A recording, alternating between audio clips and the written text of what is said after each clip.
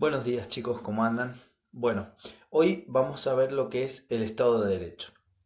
El Estado de Derecho es la forma de organización en que un país se organiza, esto es, en la determinación de que se complementan dentro de un Estado de Derecho distintos elementos que hacen a esta conformación. Así entonces un Estado de Derecho cuenta con territorio, con población, gobierno y soberanía.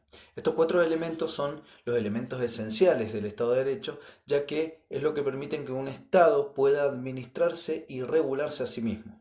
Esto es la determinación justamente de que principalmente el concepto de soberanía significa que ningún Estado está por sobre otro, no es, sino obviamente que todos están en igualdad de condiciones. Supongamos, como para que tengan una idea, los estados son pequeñas personas y como en una sociedad civilizada ninguna persona está por encima de la otra. Por lo tanto, a nivel mundial y considerando trasladando este mismo concepto a lo que son los estados, a lo que son los países, ningún país está por encima del otro, sino que es una comunidad igualitaria. Bien, eso quiere decir que la soberanía es la posibilidad que tiene el Estado de dictarse sus propias leyes, el Estado de dictarse, de organizarse y gobernarse a sí mismo, sin la posibilidad de que esté sujeto a ningún otro tipo de gobierno. Esto es lo que justamente nos diferencia entre un estado libre, un país libre como el que tenemos actualmente y una colonia como lo que fuimos antes de la declaración de la Revolución de Mayo y la posterior declaración de la independencia en 1810 y 1816 eh, co- eh, correspondientemente, ¿no? Esto hace entonces que tengamos la potestad de que nosotros mismos, como pobladores de nuestro país, elegir a nuestros gobernantes mediante lo que es una votación.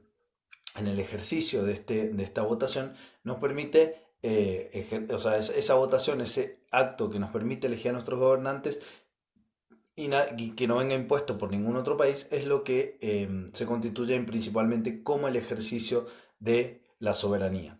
Acá vemos entonces cómo se confunden, o sea, cómo se funden en realidad estos conceptos de el ejercicio de la democracia, es decir, esta posibilidad de poder elegir libremente a quien nosotros consideremos, y el ejercicio de la soberanía, es decir, elegir a quienes, o sea, que la misma población elija a sus gobernantes. Es porque justamente las individualidades en la soberanía de cada uno de quienes integran la sociedad hacen en conjunto a la soberanía de la nación. Bien, por eso es que estas individualidades, estas personas que permiten elegirse, autorregularse, es lo que se va a llamar la población. Un Estado de Derecho no podría ejercerse si no existiera justamente lo que es la población. La población es el conjunto de personas que habitan en un determinado territorio, que es el otro elemento que nosotros tenemos para poder conformar un Estado de Derecho. Este otro elemento al que hace referencia es el territorio que se encuentra delimitado en el cual nosotros ejercemos como ciudadanos nuestros derechos. Bien, entonces acá vemos cómo se interrelacionan los cuatro elementos: la soberanía, el gobierno, que nosotros elegimos como representantes, la población y el territorio. Pero ¿por qué se habla de Estado de Derecho? Porque justamente lo que hace que todo esto se encuentre organizado de tal forma que podamos hablar o sea, hacer referencia a todos estos elementos actuando como una gran ingeniería, una gran maquinaria de ingeniería, es justamente las reglas básicas que nosotros imponemos, que son las normas de derecho. Estas normas jurídicas que ya vimos al principio de año, que tiene que ver con la posibilidad de aquellas normas que me imponen a mí una sanción en caso de incumplimiento, que ya vemos que las normas, cuando analizamos normas jurídicas, sociales, morales, cuáles son las diferencias. Las normas jurídicas son aquellas que determinan la conducta que una persona debe tener dentro de una sociedad, dentro de un Estado de Derecho. Y esto entonces nos lleva a la determinación de entender si existe un Estado de Derecho, si siempre existió un Estado de Derecho. Esta idea nos lleva a que justamente para hablar de Estado de Derecho basta con que los elementos que hicimos referencia de Estado, o sea, que hacen al Estado de Derecho, estén sujetas a normas jurídicas. Si hablamos de gobiernos totalitarios, también hablamos de que se sujetan a normas jurídicas, porque aún así cumplen con ciertas normas, las cuales, por ejemplo, en una monarquía, previa a la existencia de las repúblicas, el rey era quien dictaba esas normas. Por lo tanto, el régimen que se aplicaba al resto de los pobladores eran justamente normas jurídicas, lo que hacía que pudiéramos en cierta medida, en el sentido estricto de lo que es Estado de Derecho, entender la existencia de que ahí también habría un Estado de Derecho. Sin embargo, para que nosotros consideremos un verdadero Estado de Derecho, lo que debe haber es el ejercicio de normas jurídicas que se apliquen a todos por iguales. Es decir, que ninguna persona se encuentre por encima de esas normas jurídicas. Es por eso que, por ejemplo, en ese caso, el rey y ciertos se encontraba por encima de la ley. Hoy en día el Estado de Derecho impone que incluso nuestros gobernantes, quienes elegimos, desde el presidente hacia abajo, todos nos encontramos en igualdad de condiciones ante la ley.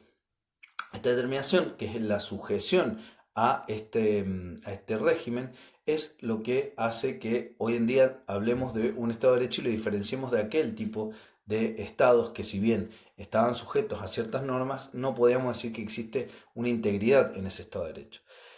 ¿Cuál es la fuente fundamental del Estado de Derecho? Ya vimos la clase pasada lo que era la Constitución como la base de nuestras normas jurídicas, es decir, la ley principal de nuestro Estado. Esto, a partir de la Constitución, se genera lo que es la denominada pirámide jurídica, que está dentro del artículo 31, algo que estudiamos y analizamos en la clase anterior, ¿sí?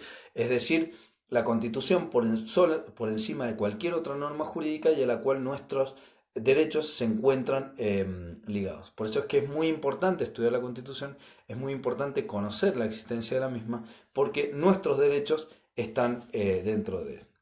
Bien, con esto, chicos, es un leve repaso, no quiero hacer más largo el video, les dejo otro video y algunas preguntas que van a responder para poder integrar e interiorizar el tema del día de hoy. Como saben, estoy conectado y si necesitan alguna consulta, ahí